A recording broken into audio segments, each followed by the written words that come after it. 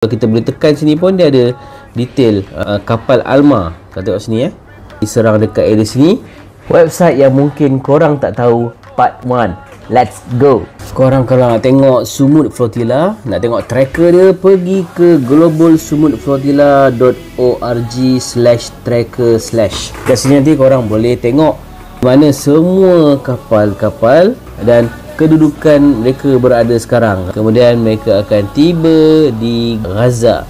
Jadi korang boleh tengok tracker ni ikut daripada kalender masa yang paling latest. 9 September hari tu flotilla mereka telah diserang dekat area Tunisia, kapal Alma. Kau tengok sini Sebelum tu lagi pada 8 September kapal ni adalah Familia Madeira.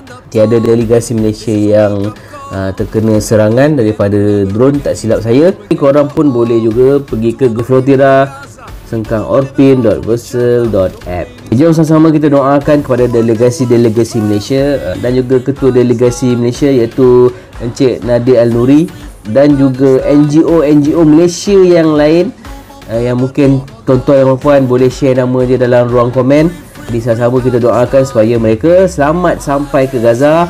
Kalau boleh kita tak naklah pihak Israel ni memberikan tentangan kepada mereka sehingga berlaku kesukaran kepada mereka lah. Setakat delegasi Malaysia, seluruh delegasi di seluruh dunia yang terlibat juga kita doakan mereka supaya selamat tiba untuk memberi bantuan bagi penduduk Gaza. Celik Digital.